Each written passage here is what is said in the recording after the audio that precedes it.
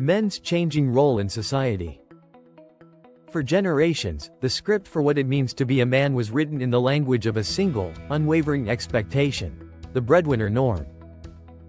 This wasn't just a job description, it was a cultural paradigm that defined the home as a binary world, with a nurturer who managed the home and a provider who worked to earn a living for his family. To be a man meant you were to be the family utility. Your worth was measured by the size of your paycheck and your ability to shoulder the financial burden of the entire family alone. But this role was never as natural as the history books made it seem. It was a product of the Industrial Revolution, a period that pulled work out of the home and into the factory, creating a physical and psychological wall between family life and financial survival. By the 1950s, this norm reached its peak, casting the image of the stoic, soul-earning father in stone.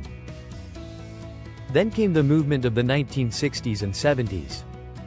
While feminism was breaking down the walls of the home to give women economic autonomy, a parallel movement was brewing among men: the men's liberation movement.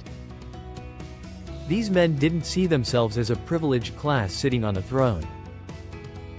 Instead, they felt like they were in a societal chokehold.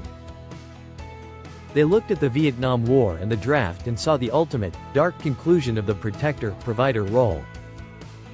They argued that society only viewed them as workhorses in peacetime, and as disposable in the time of war. The draft was the catalyst. It forced a terrifying realization that the same social contract that gave a man the title of head of household also gave the state the right to demand his life and service. Over time, however, the men's liberation movement faced a harsh cultural reception. It was seen as men shifting away from the classical meaning of what manhood is or should be. Crucially, it was often viewed as an unjust rebuttal to the women's liberation movement and a way to undermine, belittle, and dismiss the issues that women faced. As a result, the men's liberation movement itself was undermined. The specific struggles of men were frequently characterized as both trivial and self-induced, under the logic that since men had created the social system, they could not be victims of it.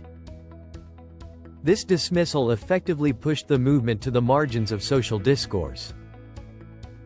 This tension carried directly into the sanctuary of marriage. With the change in women's ability to earn an income, a man's earning power paradoxically became a harsher qualifier of his worth as a man, rather than the content of his character.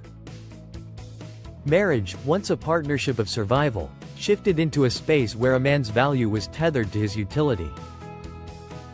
If a man were to have his wages cut or lose his job, it was not uncommon for his wife to divorce him as a result, as the violation of the breadwinner norm was often seen as a failure of his fundamental masculine identity. Today, we live in the wake of that revolution, but it remains a stalled one. We are beginning to realize that true masculinity is also found in emotional intelligence, in being caring, and in being deeply understanding. These are the very traits that allow a person to be a present father and a supportive partner. Yet, in a world still haunted by the breadwinner norm, these human qualities are often dismissed as weakness. The story of men's changing role is not a simple story of losing power. It is a story of the difficult, ongoing process of reclaiming the heart.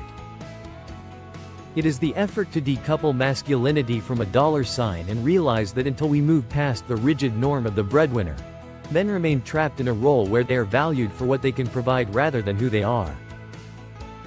We are learning, slowly and painfully, that a man's strength isn't found in his ability to carry a financial burden alone, but in his courage to be human. Thank you for watching. If you enjoyed this video, please like, share, subscribe and leave a comment with ideas or topics you would like to see explored.